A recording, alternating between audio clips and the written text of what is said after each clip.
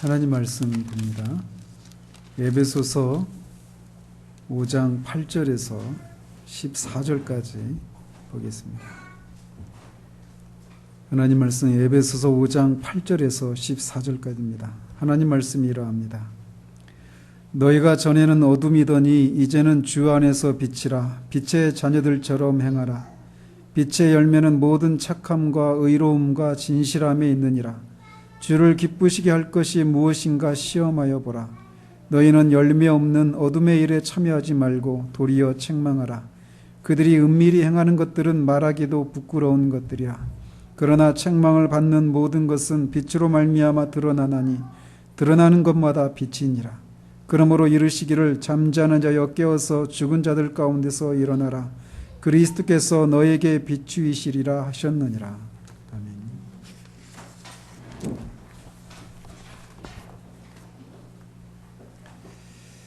지난주에는 이 8절을 통해서 신자가 거룩한 삶을 살아야 하는 또 다른 이유로서 신자들이 전에는 어둠이었지만 이제는 주 안에서 빛이고 빛의 자녀가 되었기 때문이다라고 하는 이 사실에 대해서 살폈습니다.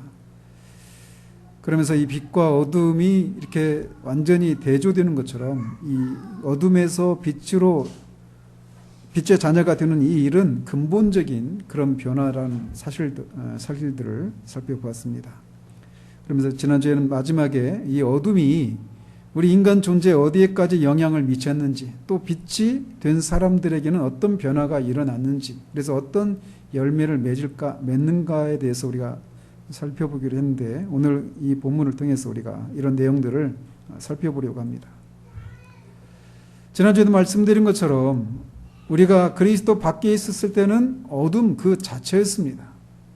그런데 그 어둠이 우리 인간 존재에 어떤 부분에 영향을 미쳤는가라고 할 때 성경은 이 어둠은 우리 인간의 지성과 감정과 의지의 모든 우리 전 인격에 영향을 미쳤다라고 말을 합니다.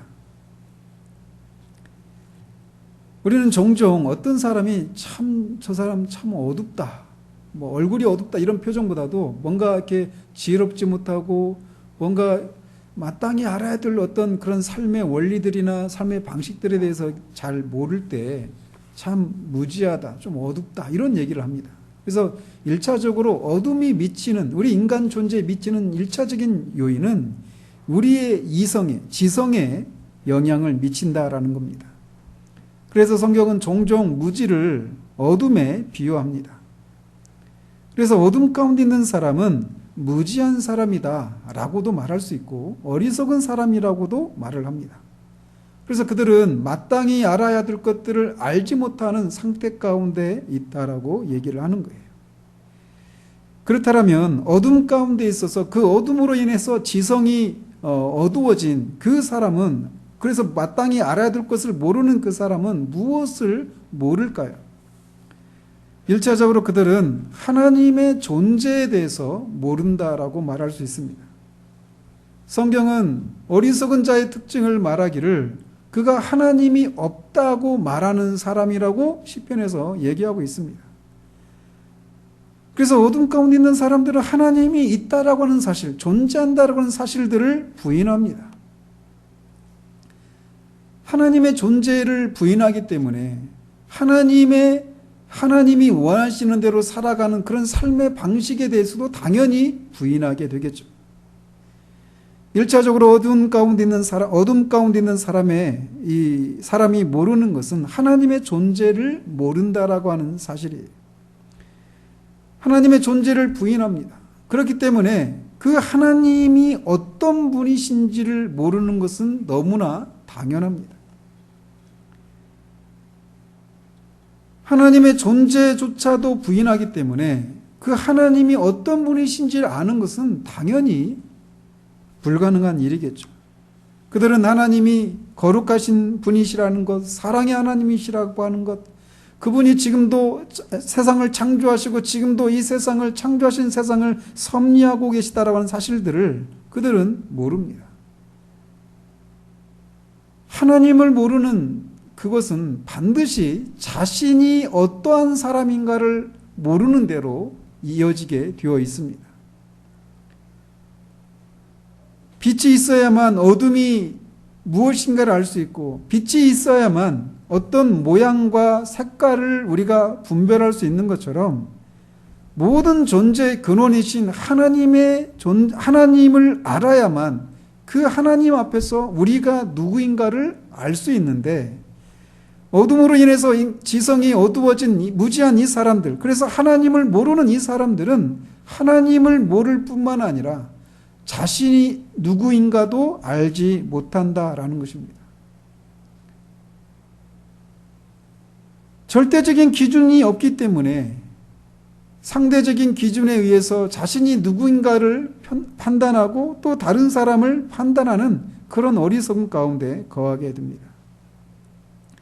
뿐만 아니라 자신에게 영혼이 있다라고 하는 것을 그들은 모릅니다. 한번 여러분이 그리스도 밖에 있었을 때 여러분의 삶을 한번 되돌아보십시오. 여러분에게 영혼이 있다라고 하는 사실들을 알았었는지,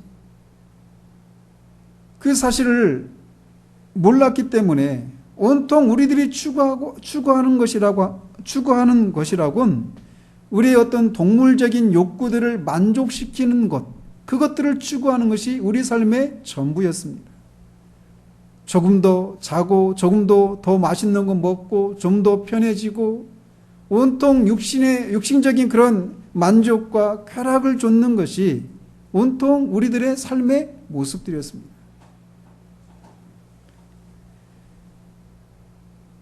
우리 인간에게는 이 동물적인 그런 감각과 동물적인 그런 욕구들만 있는 것이 아니라 영혼이라고 하는 것이 있다라고 하는 것을 모르는 삶의 방식이 오늘날 하나님을 모르는 사람들이 살고 있는 삶의 모습들에서 우리는 여실히 찾아볼 수 있고, 우리도 한때는 그러한 사람들이었습니다.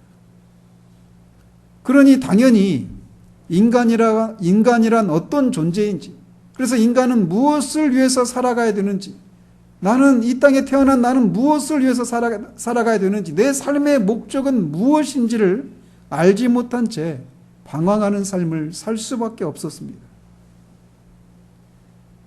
그래서 나름으로 자신의 인간이라고 하는 존재는 내가 여기 지금 존재하고 있기 때문에 무엇인가를 위해서 살기는 살아야 되는데, 인간 그 존재 자체가 하나님 앞에서 어떤 존재인지를 모르기 때문에 하나님과의 관계 속에서 인간이 무엇을 위해서 살아가야 되는지를 모르는, 그래서 인간의 본질, 삶의 본질이 무엇인지 모르고, 그럼에도 불구하고 나라고 하는 존재는 있기 때문에 어떻게 살아야 되지라고 하는 이런 질문을 거부할 수 없습니다.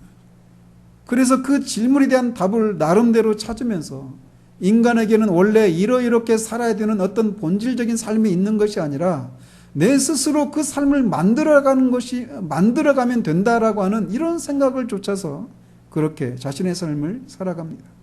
그래서 어떤 식으로든지 한 번밖에 없는 삶이기 때문에 먹고 마시고 내가 원하는 것을 만족하게 누리면서 그렇게 살아가는 것, 그것이 온통 삶의 목적이었고, 그것을 이루기 위해서 온통 그것을 가져다 줄 수 있다고 생각하는 어떤 돈이나 어떤 이런 것들을 쫓아서 살아가는 것이 삶의 전부였습니다.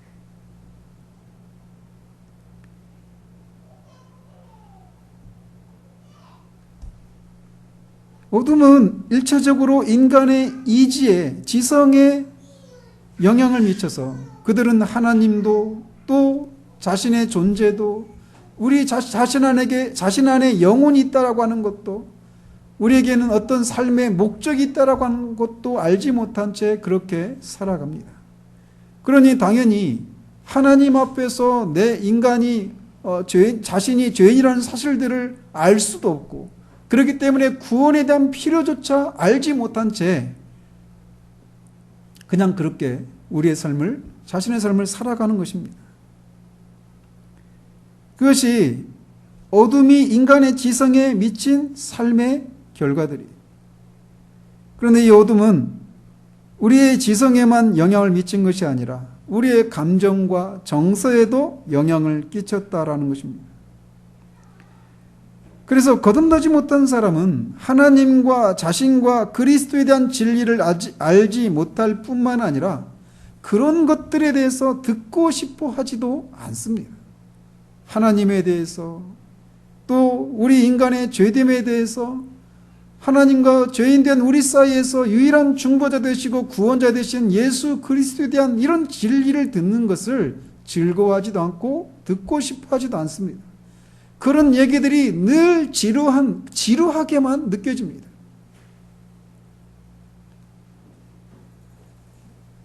아니, 성경은 이런 것들을 사람들은 미워하고 빛 가운데 거하는 것보다 어둠을 사랑해서 어둠 가운데 거한다라고 말을 합니다.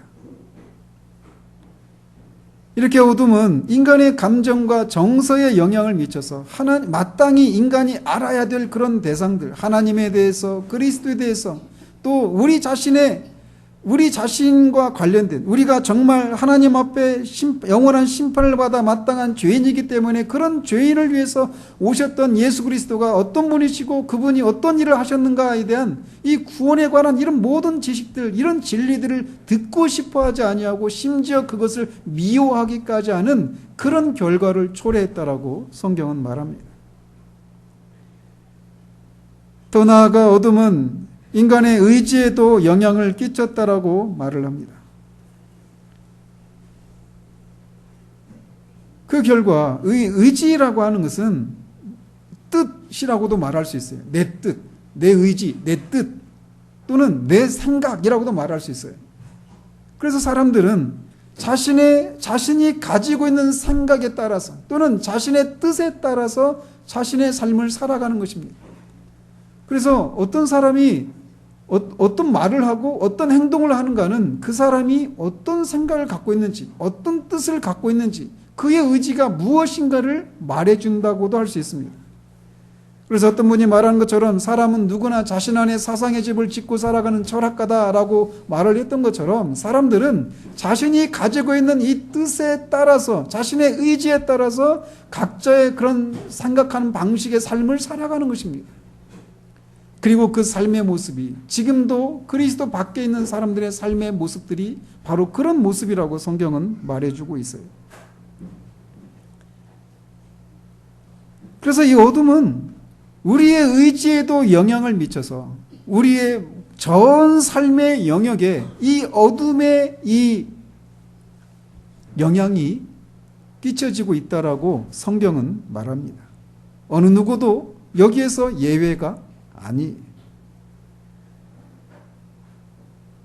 그렇다면 이 어둠이 이렇게 인간의 지성과 감정과 의지에 영향을 미쳐서 그 어둠 가운데 있었고 어둠 자체인 그 삶의 결과는 무엇이라고 말하고 있는가라는 겁니다. 사도는 이 10절에서는 빛의 열매에 대해서 얘기하고 또 11절에서는 열매 없는 어둠의 일에 참여하지 말라라고 그렇게 말을 하고 있습니다. 어둠의 일과 빛의 열매. 우리가 조금 더 이렇게 균형을 가지려면 어둠의 일과 빛의 일 이렇게 말하든지, 그죠? 아니면 어둠의 열매와 빛의 열매 이렇게 말을 해야 되잖아요. 그런데 사도는 어둠의 일과 빛의 열매 이렇게 말하고 있단 말이죠. 일과 일로 비교하지 않고 열매와 열매로 비교하지 않고 어둠의 일과 빛의 열매 이렇게 비교하고 있다는 거예요. 여기에서도 시사하는 바가 있습니다. 즉 어둠의 일이라고 어둠의 열매라고 말하지 않고 어둠의 일 이렇게 빛의 열매에 빗대서 대비해서 그렇게 말하고 있는 것은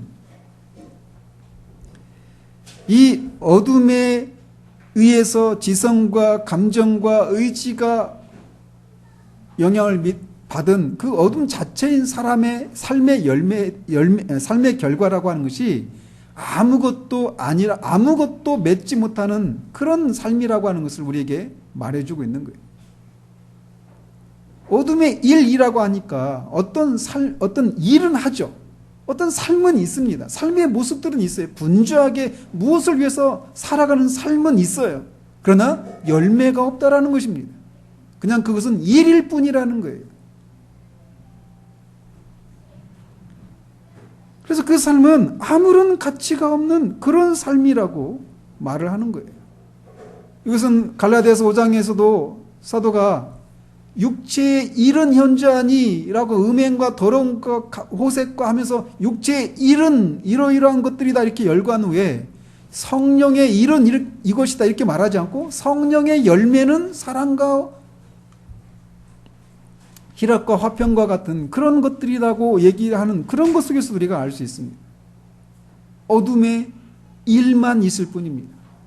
그리고 그 어둠의 일은 아무런 열매를 맺지 못하는 무가치한 일이라고 성경이 우리에게 말해주고 있는 거예요. 분주하게 삶을 살아가지만 아무런 열매를 맺히지 못합니다. 아무런 가치가 없어요.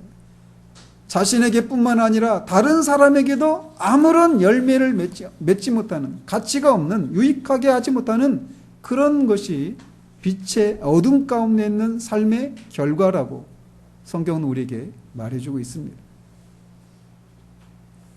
그런데 전에는 우리가 이렇게 어둠이었다라는 것입니다. 삶의 목적도 몰랐어요.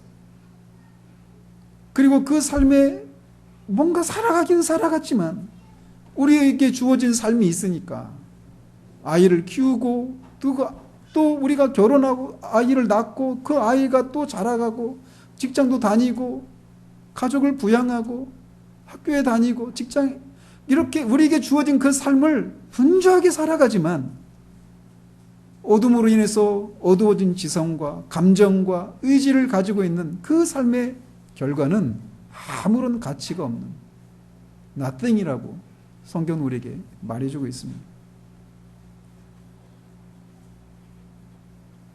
이에 비해서 사도는 어둠의 일에 비해서 빛의 열매에 대해서 9절에서 얘기를 합니다. 빛의 열매는 모든 착함과 의로움과 진실함에 있다라고 말을 합니다. 어둠이 우리 인간의 지성과 감정과 의지에 영향을 미쳐서 결국 아무런 가치가 없는 어떤 결과를 만들어내는 것처럼 이 빛도 우리의 지성과 감정과 의지에 영향을 미쳐서 어떤 결과를 만들어낸다라고 말을 하고 있어요.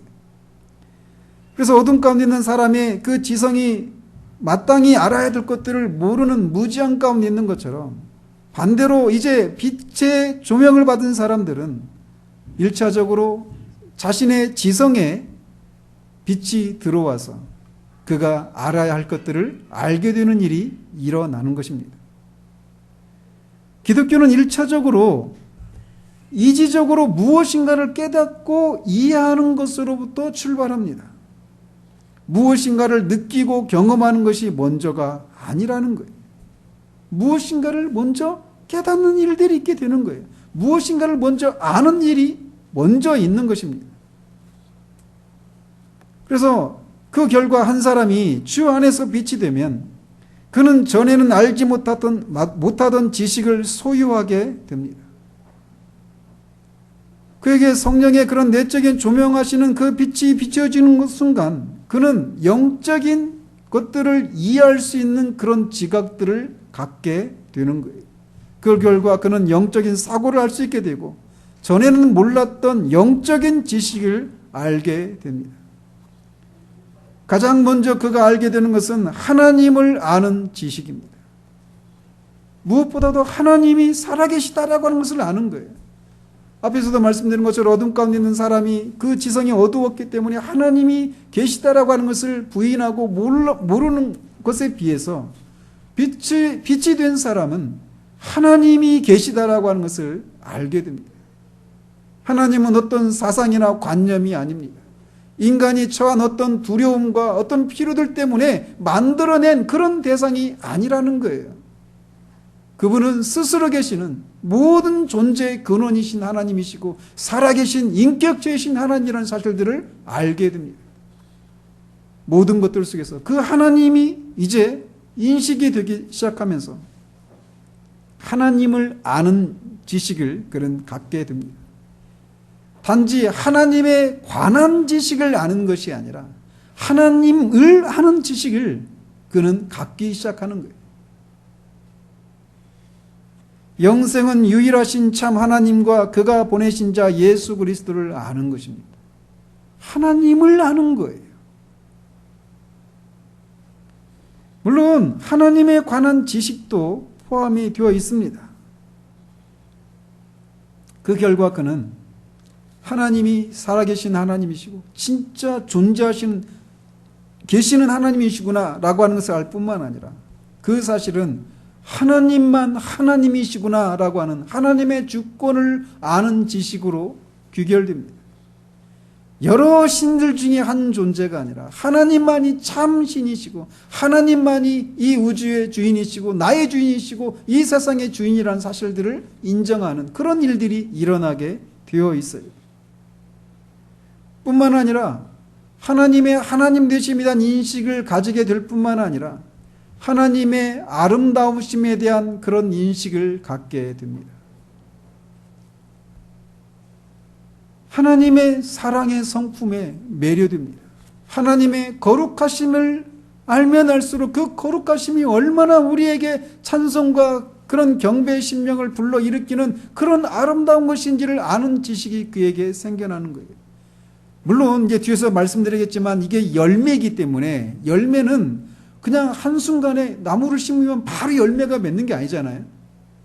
이 열매를 맺는다. 빛의 열매를 말한다라고 한 얘기는 이게 씨를 뿌리고 그게 싹이 나고 이삭이 나고 가지가 또 줄기가 나서 잎이 나고 꽃이 피고 열매를 맺는 이런 성장의 과정을 오랜 시간을 갖게 된다, 요구한다라고 하는 것을 전제하고 있는 거예요. 열매라고 하는 개념 자체가. 그죠? 뒤에서 좀 더 이렇게 더 부연 설명해 드리겠는데 이 하나님의 아름다우심에 대한 이 지식에 있어서도 그래서 사람마다 그 지식의 차이가 있습니다. 그런데 분명한 것은 전에는 하나님의 존재를 부인했고 하나님을 싫어하기까지 했어요. 미워하기까지 했는데 그 하나님의 성품에 대한 아름다우심을 발견하고 하나님을 사랑하고 그 하나님의 성품의 그 다양한 그 영광 앞에 더 알고 싶고 그 하나님을 향한 갈망이 생겨나게 된다라는 거예요. 뿐만 아니라 그 하나님을 경외하는 일들이 일어나게 됩니다. 그래서 1차적으로 빛의 그 지성의 비추임을 받은 사람은 이렇게 하나님을 아는 그런 지식을 소유하게 되는 것이에요. 뿐만 아니라 하나님을 알게 되면 그 하나님을 아는 빛은, 아는 지식은 우리 자신을 아는 지식으로 이어지게 만듭니다. 그래서 그는 자신에게 영혼이 있다라고 하는 것을 알게 됩니다. 누가복음에 이제 내가 많은 소출을 거뒀으니까 내 영혼아 먹고 마시고 즐거워하자라고 그 즐거워했던 그 부자가 그 밤에 하나님께서 그 영혼을 도로 찾으시는 일이 있게 되면 사람이 온 천을 다 얻고도 모든 것을 다 소유하고도 그 영혼을 잃으면 무엇이 유익하느냐라고 하는 그 주님의 말씀에 등장하는 그 부자처럼 전에는 그냥 먹고 마시는 것, 그래서 내가 평생 쓰고도 남는 그런 많은 것들을 소유하고 내가 원하는 것을 다 할 수 있고 그러면은 내 영혼이 만족을 누린다라고 생각했던 그 사람에게 영혼의 가치가 무엇인가를 아는 일들이 생겨나는 거예요. 자기에게 영혼이 있음을 알고 영혼에 대한 지대한 관심을 기울이게 되는 일들이 있게 됩니다. 그리고 이 영혼이 동물적인 그런 욕구와 육체의 어떤 욕구들을 만족시키는 것으로 만족할 수 없는 하나님이 우리에게 심어놓으신 그런 불멸의 영혼이라는 사실들을, 위대한 영혼이라는 사실들을 알게 됩니다. 영혼이 무엇으로 만족을 누릴 수 있는지, 그 영혼을 창조하신 하나님으로 우리가 만족을 누릴 수 있다라고 하는 것을 알게 되는 것입니다. 그래서 전에 왜 자신이 그렇게 삶에 있어서 이런저런 것들이 남들보다 그래도 좀 풍요롭고 아무런 어려움이 없는데도 어려움이 없음에도 불구하고 왜 내 안에 이런 공허함과 허무함과 어떤 것들이 있는가라고 하는 것에 대한 답을 찾기 시작하는 거예요. 이 세상의 모든 것으로도 채워지지 않는 불멸의 영혼이 자신에게 있고 그 영혼은 오직 하나님으로만 만족을 누릴 수 있다라고 하는 것을 깨닫고 그 영혼의 전에는 상상도 못했던 하나님을 향한 갈망과 하나님을 알고자 하는 추구가 시작이 됩니다.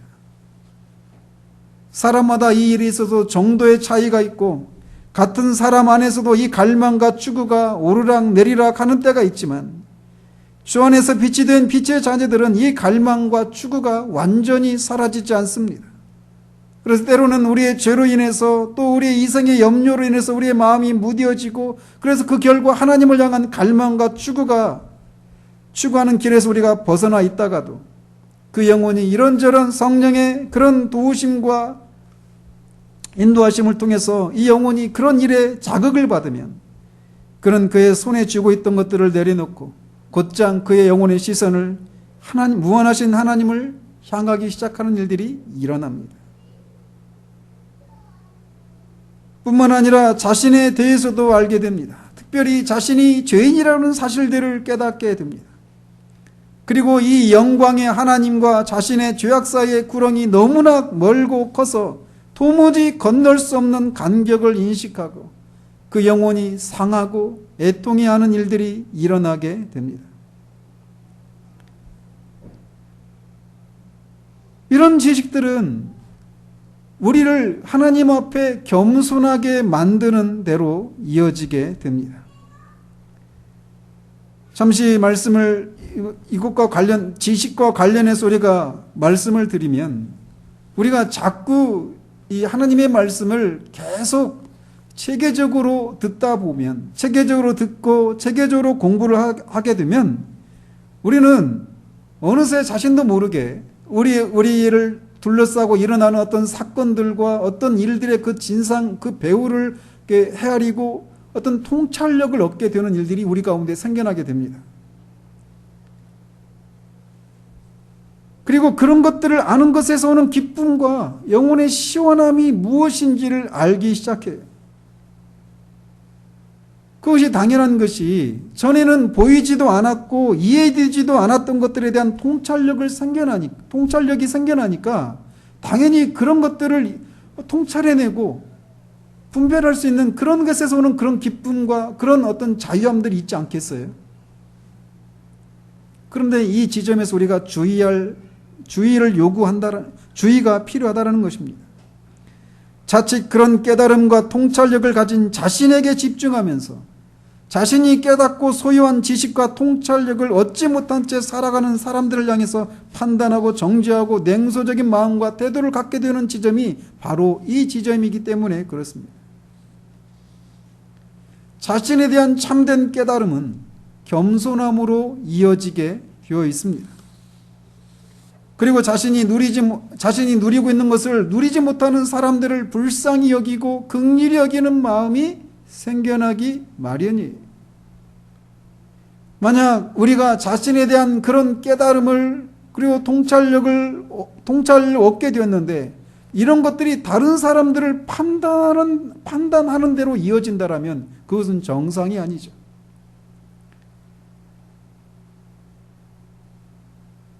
이렇게 자신에 대해서 특별히 죄와 관련해서 자신의 진상을 바르게 깨닫게 됩니다. 그 결과 하나님의 거룩하심에 하나님이 요구하시는 그 거룩함에 도무지 다다를 수 없는 자신의 이 죄악됨을 인해서 무능력을 인해서 애통해하고 탄식하고 마음이 상하게 됩니다. 절망하게 돼요. 그러나 그 빛은 또 우리를 은혜로 그리스도의 중보하시는 사역의 완전함과 아름다우심을 아는 대로 우리를 이끌어 갑니다. 그래서 우리로 하여금 그 그리스도에게로 피하고 그를 붙들게 하는 일들을 우리에게 허락하시는 거예요.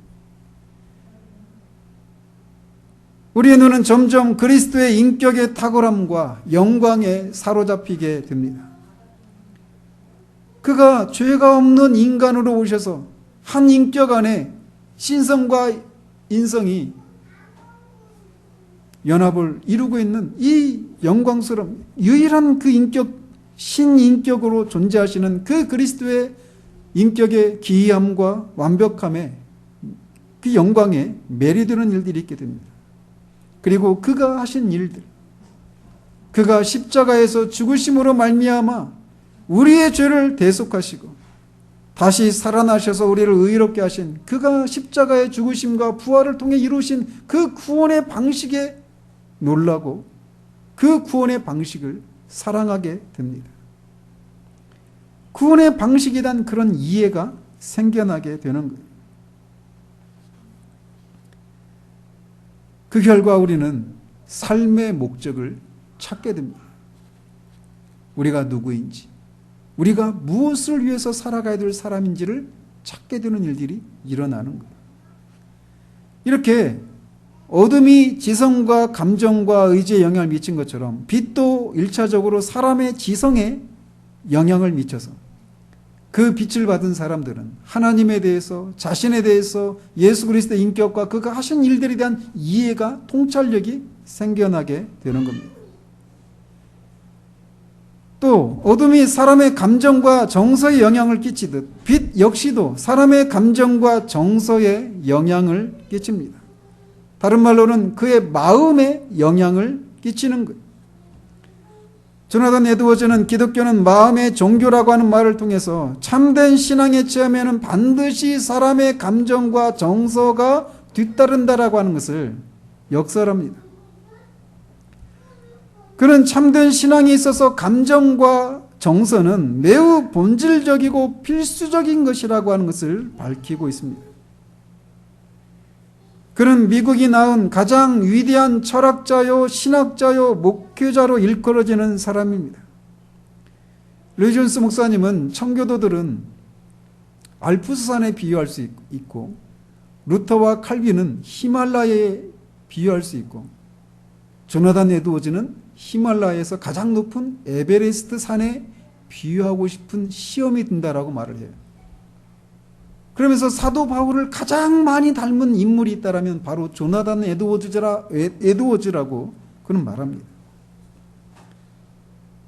말씀드린 것처럼 그는 미국이 낳은 가장 위대한 철학자입니다. 그리고 신학자입니다. 그런데 그가 참된 기독교 신앙의 그 신앙의 참된 신앙에는 반드시 정서가 감정이 뒤따른다라고 얘기하고 있어요. 철저히 이성적이고 모든 일에 쉽게 흥분하지 않을 사람이 있다라면 바로 조나단 에드워즈였는데 바로 그런 분이 참된 신앙에 있어서 감정과 정서는 필수적이라고 말을 합니다. 그러면서도 동시에 반짝이는 모든 것이 금은 아니듯이 모든 감정적인 체험이 참된 은혜 체험은 아니라고 하는 것을 밝힙니다. 그가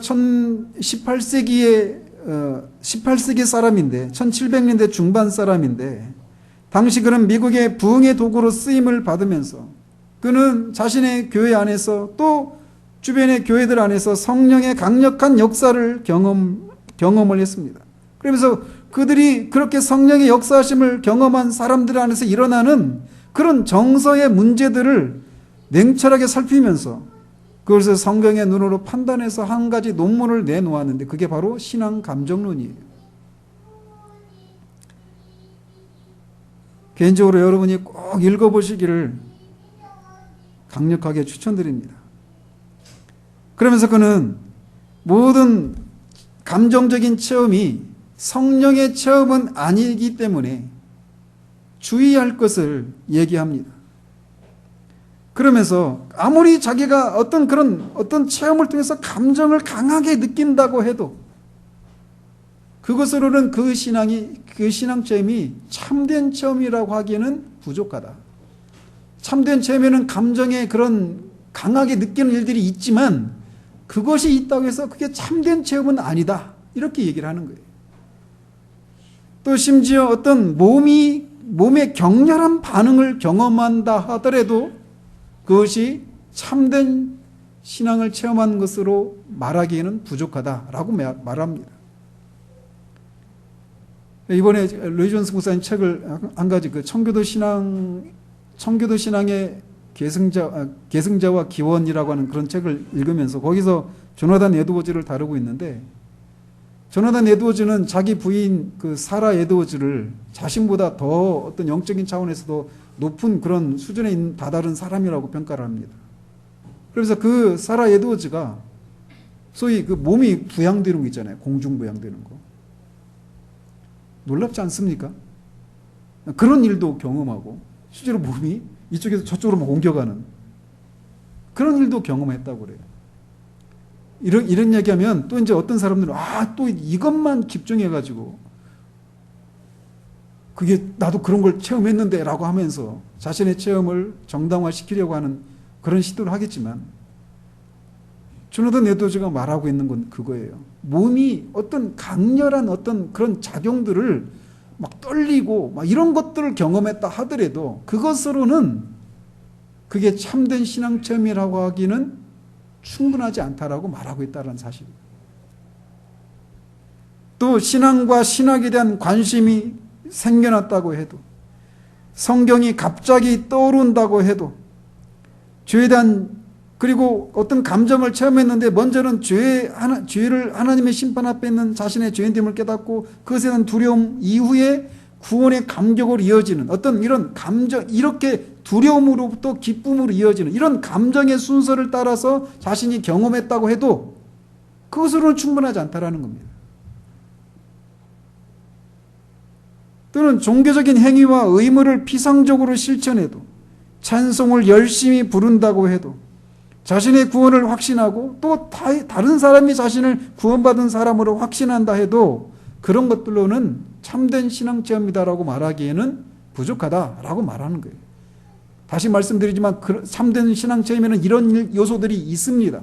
그러나 이런 요소들이 있다고 해서 그것은 반드시 참된 신앙 체험이다 말하기에는 충분하지 않다라는 거예요. 그러면 참된 체험은 어떤 것들을 맺는가? 그것은 앞에서도 언급해드린 것처럼 하나님의 하나님 되심에 대한 인식이 동반되는 겁니다. 하나님의 아름다우심에 대한 인식을 갖게 되고, 하나님을 아는 지식을 가지게 되고, 진리에 대한 깊은 확신을 갖게 되고, 참된 겸손으로 이어집니다. 성품의 변화가 나타나고, 그리스도의 성품을 닮아가는 일들이 일어나고, 하나님을 두려워하는 일들이 일어나고, 신앙의 균형을 갖게 되는 모습이 나타나고, 하나님을 향한 갈망으로 이어진다라고 하는 이런 적극적인 참된 신앙 체험에는 반드시 나타나는 적극적인 그런 12가지 표지를 얘기해 주고 있어요. 그래서 어쨌든 빛이 우리의 감정에 영향을 미치게 되면 우리는 기쁨과 슬픔, 애통함과 환희, 두려움과 평안과 감사, 탄식과 탄성과 같이 서로 대조적인 감정들이 진리를 알아가는 과정에서 자연스럽게 경험되어집니다. 죄에 대해서 애통하게 되고 의에 줄이고 목말라 합니다. 진리와 하나님을 향한 갈망과 구원의 확신에 따른 기쁨과 하나님의 사랑에 대한 벅찬 감격과 기쁨과 평안이 찾아와요. 그런데 이런 일이 전에는 경험하지 못했던 것들이라 자칫 자신이 광신자가 된 것은 아닌가라고 하는 두려움도 처음에는 찾아옵니다. 왜냐하면 한 번도 그런 일이 없었으니까. 그리고 주변에도 그런 사람들 흔하게 보지 못하니까. 그러나 그런 감정이 앞에서 언급한 하나님과 관련된 그런 것들로 이어지고 겸손함으로 이어지고 또 이제 살펴볼 열매들을 맺는다라면 그것은 참된 신앙의 감정이라고 말할 수 있어요. 이렇게 빛은 거듭난 신자의 감정에 영향을 미치게 되어 있어요. 마지막으로 빛은 그의 의지에도 영향을 끼칩니다. 그 결과 그는 선한 행위들로 이어지게 되어 있습니다. 사도가 이 구절에서 강조하고 있는 것도 바로 이 의지와 관련한 것입니다. 빛의 열매는 모든 선함, 착함과 의로움과 진실함이라고 하는 열매를 맺는다라는 것입니다. 이 착함과 의로움과 진실함이 무엇인가, 이것은 각각에 대해서는 다음 시간에 살펴보도록 하고, 우리가 한 가지 우리가 여기서 알아야 할 것은 참된 신앙 체험은 반드시 이 열매를 맺는 것으로 나타나기 마련이다라는 것입니다. 좋은 나무는 좋은 열매로 확인할 수 있는 것입니다. 그래서 우리가 어떤 신앙 체험을 통해서 앞에서 그 조나단 에드워즈가 언급한 어떤 여러 가지 그런 그게 참된 신앙 체험이라고 하기에는 충분하지 않은 그런 것들을 우리 자신이 경험하고 그것들이 진짜인가 아닌가 이것만 확인하려고 하는데 집중되어 있고, 또 그런 것을 경험하는 데서 오는 그런 기쁨과 막 자기가 살아있는 것 같고 어떤 막 그런 삶의 활력을 가져다 주는 이런 것들 때문에 그것들만 추구해 나가는 그런 방식으로 우리가 그것을 추구해 나가서는 안 돼요. 우리가 주목해야 될 것은 그런 우리 빛으로 말미암아 우리의 감정에 그런 선한 그런 자극을 받았을 때 우리가 이렇게 열매를 맺는 빛의 열매들이라고 말하는 이런 모습으로 나타나는지를 우리가 확인해야 한다는 것입니다. 사도는 주 안에서 비친 사람들, 빛의 자녀들은 빛의 열매를 맺기 마련이라고 말을 하고 있어요.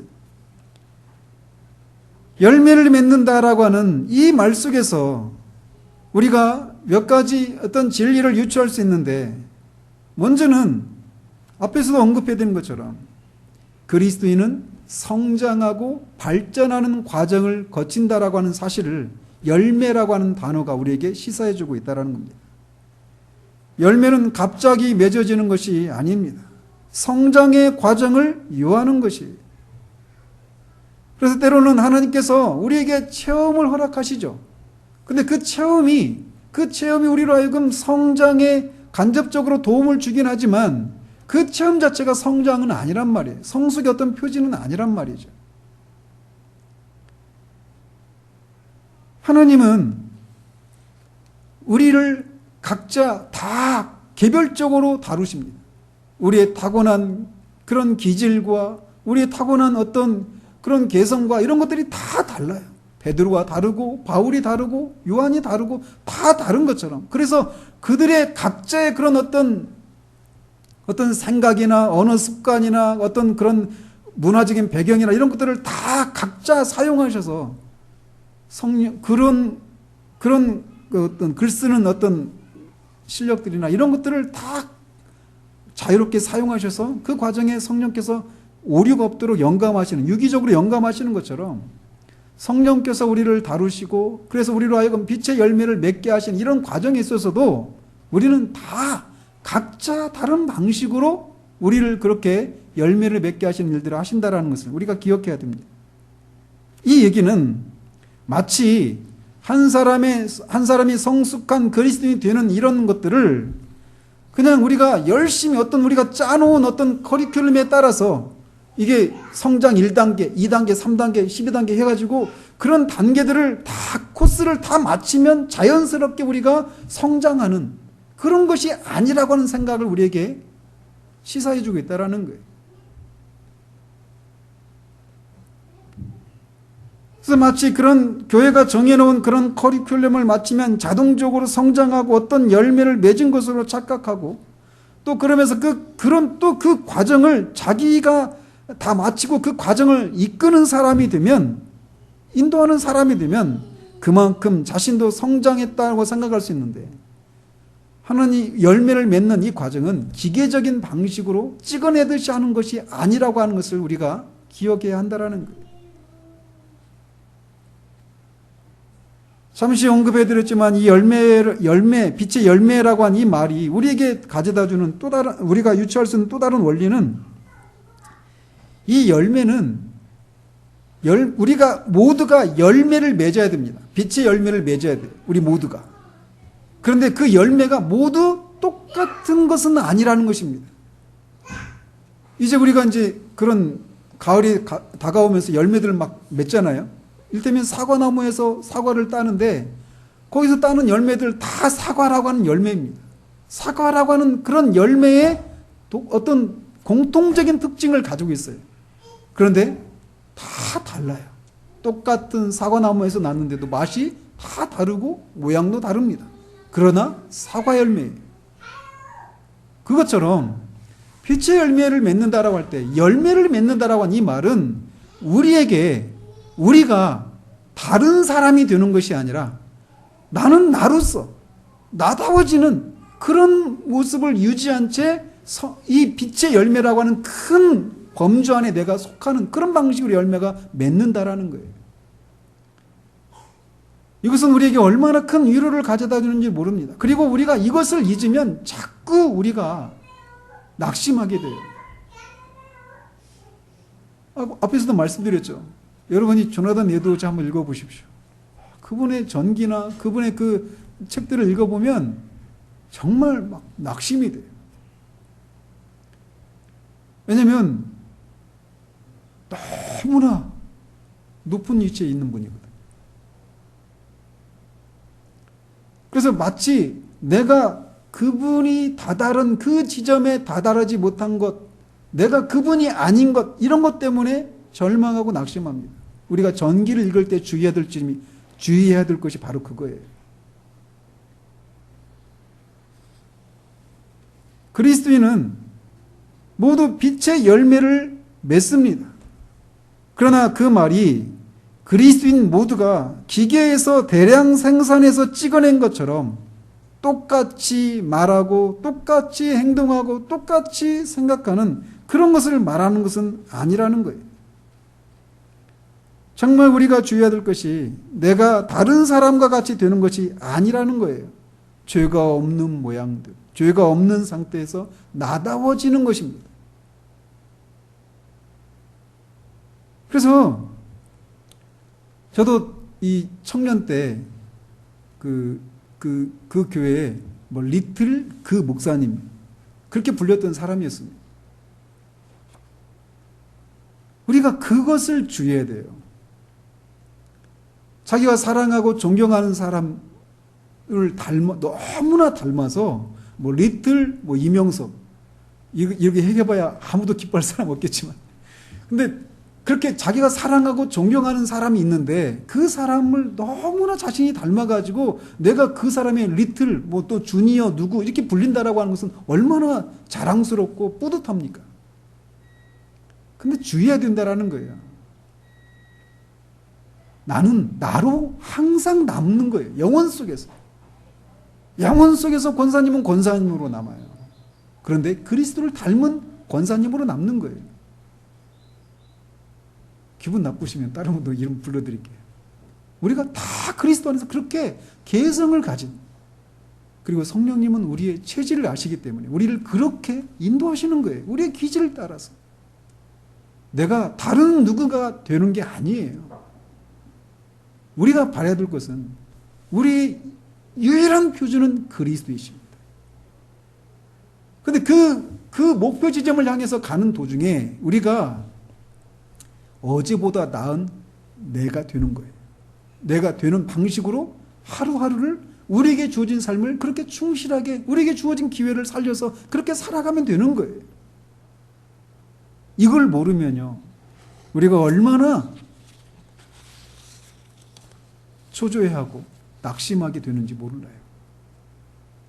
열매라고 하는 것이 그것을 우리에게 시사해주고 있는 거예요.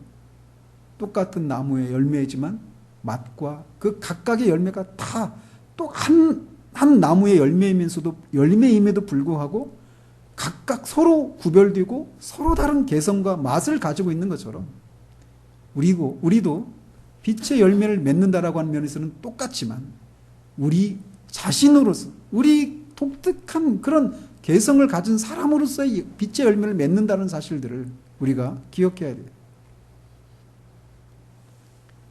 마지막으로 우리가 이 어둠에서 이 빛의 열매를 맺는 이것은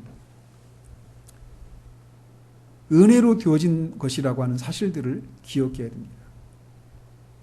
얼마나 우습습니까? 나무가 가을에 사과나무에서 사과 열매가 맺었는데 그 사과가 내가 이 열매를 맺은 것을 내가 얼마나 이 뜨거운 여름에 참고 얼마나 그 농부가 뿌리는 그 농약이 정말 싫었지만 그걸 막 견디고 이렇게 해가지고 내가 그 뜨거운 태양볕을 참고 막 그런 벌레들이 막 나를 파먹으려고 하는데 막 그 몸부림을 치고 막 이런 과정을 통해서 이렇게 맛있는 사과 열매를 맺었어. 여러분 웃죠? 근데 우리가 그런 생각을 가질 수 있다라는 거예요. 내가 이만큼 성장하고 이만큼 깨닫고 이만큼 어떤 변화가 일어나고 이만큼 내가 어떤 통찰력을 갖게 된 것이 내가 가진 어떤 기질과 어떤 열심 때문이라고 하는 생각들을 가지게 된다는 거예요. 그것이 언제 드러나느냐?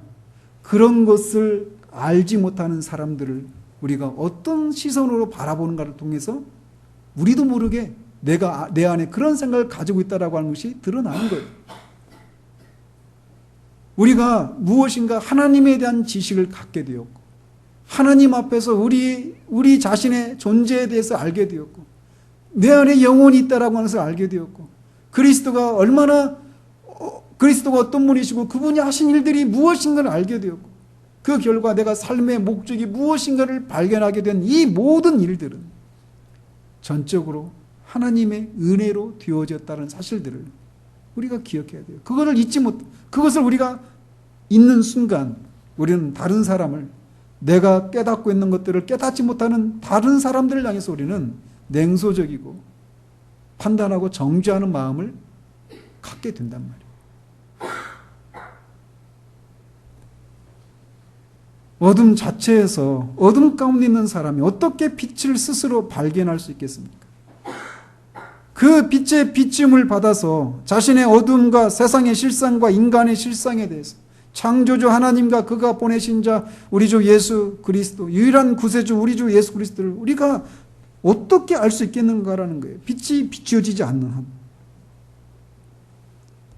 어둠 자체에서 어둠을 좋아하던 사람이 어떻게 빛을 사랑하고 하나님과 진리를 사랑하는 사람이 될 수 있었겠는가라는 것입니다. 오직 은혜로만 되어진 거예요. 전에는 우리가 다 어둠이었습니다. 하나님도 우리도 삶의 목적도 알지 못했던 사람들이었어요. 이 세상이 전부인 것처럼 알았고 그렇기 때문에 할 수만 있으면 이 한 번밖에 주어지지 않은 이 인생을 내가 하고 싶은 것 다 할 수 있고 내가 원하는 것 다 이루고 내가 먹고 싶은 것 내가 누릴 수 있는 모든 것을 다 누리고 살아가는 것 그것이 인생 최대의 목적이고 그것이 최고의 행복이다라고 생각하는 그런 생각을 가졌던 사람이에요. 그리고 그것을 이루지 못했기 때문에 낙심하고 우울해하고 그렇게 마음의 만족을 행복을 누리지 못하고 있었던 사람들이 바로 우리들입니다. 그러나 우리는 하나님의 은혜로 말미암아 빛을 받았어요. 하나님이 어떤 분이신지 알게 되었고 그 하나님 앞에 우리가 어떤 존재인지 단지 우리가 육신만 가지고 있는 동물적인 그런 욕구와 감각만 소유해서 그것만 채워지면 만족을 누릴 수 있는 그런 존재가 아니라 불멸하는 영혼을 소유한 사람이어서 그 영혼이 영원하신 그 영혼의 창조주이신 하나님의 그 영광의 탁월함을 알고 그것을 즐거워하는 것 속에서 우리가 참된 만족을 누릴 수 있다는 것을 알게 되었고 실제로 그것을 어느 정도 맛보고 살게 된 사람들이 바로 저와 여러분들입니다. 그러므로 우리는 그런 존재이기 때문에 빛이 된 사람이기 때문에 빛이기 때문에 우리는 그 빛의 열매를 맺는 그런 사람이 되어야 하는 거예요. 빛이기 때문에 빛의 자녀처럼 살아가는 것은 너무나 당연한 것입니다. 다음 시간에는 그 빛의 열매를 구체적으로 말하고 있는데 그게 무엇인지 그리고 그런 빛이 된 사람들은 어떻게 살아야 되는가에 대해서 다음에 이 본문을 통해서 더 살펴보도록 하겠습니다. 기도하겠습니다. 하나님 아버지 그렇습니다. 우리가 우리 된 것은 하나님의 은혜로 말미암았음을 고백을 드립니다. 흑암과 공허함 가운데 있었던 그 세상에 빛이 있으라 말씀하시니 빛이 있었던 것처럼 우리 마음에 그리스도의 얼굴에 있는 하나님의 영광을 아는 빛을 비추셔서 우리가 비로소 하나님을 알게 되고 그 하나님 앞에 우리가 누구인지를 알게 되었고 우리에게 영혼이 있다는 사실들을 알게 되었고, 이 세상의 결말이 무엇인지를 알게 되었고, 하나님과 우리 사이에 유일한 중보자, 구원자 되시는 예수 그리스도를 알게 되었고, 그 그리스도의 영광을 우리가 사모하고 또 그렇게 붙들게 되었음을, 그래서 우리가 이제 어둠이 아니라 빛이 되었음을 인하여 주님 앞에 감사를 드립니다. 그것이 전적으로 하나님의 은혜로 되어졌음을 우리가 기억하고, 빛든 자들 안에, 비친 자들 안에 일어난 그 일들이 우리에게 일어난 일들임을 알고, 우리 안에서 더욱더 그 빛이 더 찬란히 비추고 그 빛의 열매들이 더욱더 우리에게 풍성하게 맺어져서 빛이신 하나님의 어떠하심을 드러내고 하나님께 영광을 돌려드리는 그런 우리 될 수 있도록 주님 도우시기를 원합니다. 예수 그리스도 이름으로 기도합니다. 아멘.